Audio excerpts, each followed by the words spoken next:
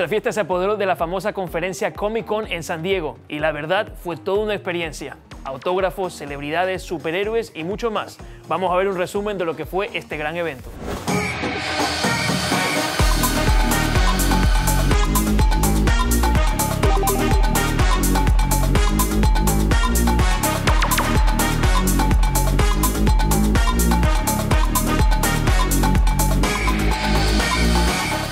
I mean, we love Comic-Con. These are our people here. So, you know, we've always had a very loyal fan base, and we appreciate them. So we love Comic-Con.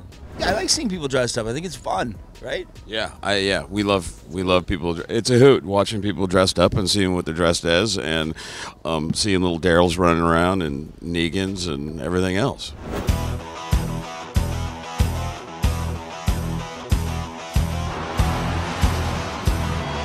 San Diego Comic-Con, man, this is crazy. This is my first time here. I know you've been here many years, but look at the fans. This is amazing. How does it feel to be back, meeting up with all your fans? It's good. It's this Comic-Con's a little different for me because obviously I'm helping Hasbro promote the sale of Power Rangers, which is a good transition for the brand. So I'm here to kind of support, let all the fans know that the brand's in good hands with Hasbro. So I came in to do some autographs, just free signings for people, and try to get them pumped up and stuff. So yeah, it's really hectic. If you'll notice, you'll walk around. This is not just a Comic-Con. This is a commercial con too. You got movies and just everybody that's in the industry that's promoting comic books, toys are actually here at San Diego. Plus a lot of celebrities too. You've impacted so many lives. I was like hearing some of the stories from your fans. You do all these cons and you meet so many people. I know you're going internationally to South America. What has been one of the craziest or one of the stories that has impacted you the most that you heard from your fans? Man, I got to tell you, it's hard to even compare the stories. I hear stories every day about saving lives, and I was a role model for them growing up. And it's just amazing to hear these stories. And even in other countries, going to Ecuador, I mean, I just can't wait to go and share the love of Power Rangers and meet fans from around the world, because I like to thank fans, not just from the USA. I like to thank fans from around the world. El actor y productor Seth McFarlane aprovechó Comic-Con para promocionar la segunda temporada de su serie The Orville. Vamos a ver lo que nos contó en esta entrevista. Mr. Seth McFarlane, nice to meet you, man. Good to meet you too. Comic-Con, this is crazy, man. My first time here. I know you've Really? been here. Yeah, this is crazy. The amount of How do you people. feel? Are you still liking it? I love it, man. This is great. Yeah. The costumes, the energy. How do you like it? I've been coming here a number of years. My only criticism would be great if there's a way they could get us in here without walking past 8 dumpsters in a small hallway. That would be nice. The Orville season 2, the fans are so excited. Tell me about what can they expect in this new season. What can they expect without giving anything away? I think they can expect a show that has found a tonal footing that is very well balanced. We were trying something new at the beginning that doesn't really exist on TV.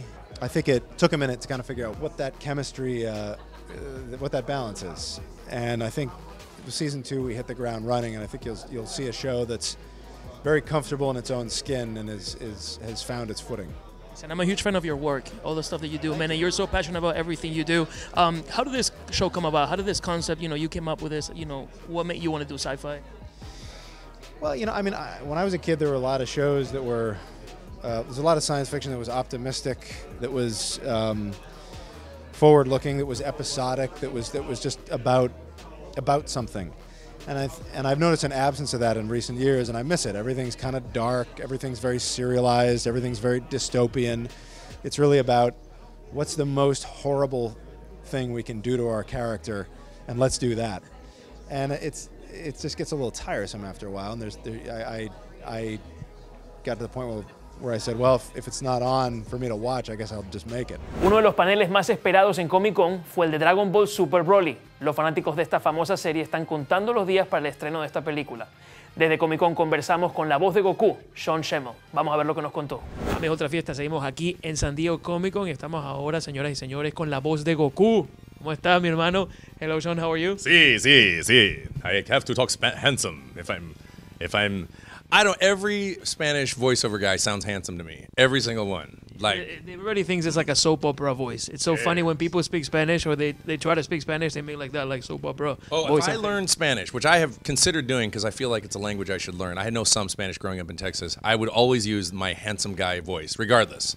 I would just always do it. It's like, yo soy Sean. Hola, ¿cómo estás? I would always talk this way because it would make me feel very, very special.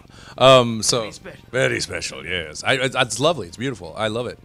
Yes, how are you, Luis? I'm good, man. It's good to meet you. It's good to see you. I was at the panel yesterday, at the Dragon Ball panel, and first of all, the Dragon Ball Z fans are like crazy. You know what I mean? They're all like so dedicated. Everybody was so excited when that trailer was played. Everybody was just like so excited. How many million views? 3.2 million views.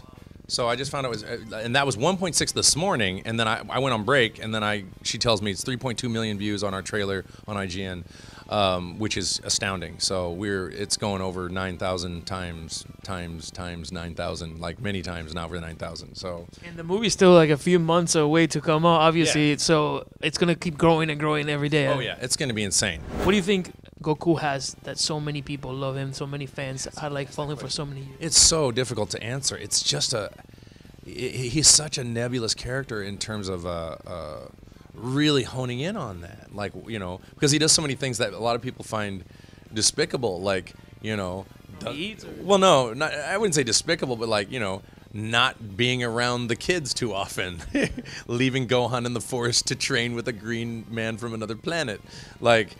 You know, now at the end of Z, he's like, I could stay with Chi-Chi and Goten, but I'm going to go train Oob.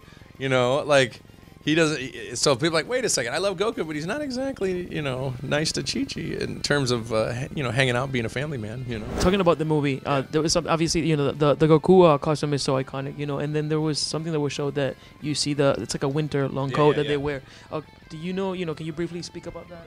Yeah, that was designed by Ralph Lauren. No, I'm kidding. I almost believed it.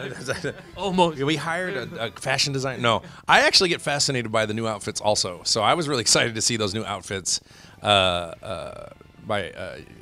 Goku. Every time he's got a different outfit on, I'm like, oh, cool, something else. Because he's always wearing the orange, you know, all the time. You know, it took me 20 years to realize that Goku, you know, I knew the whole time that Kakarot means carrot, but his outfit's orange.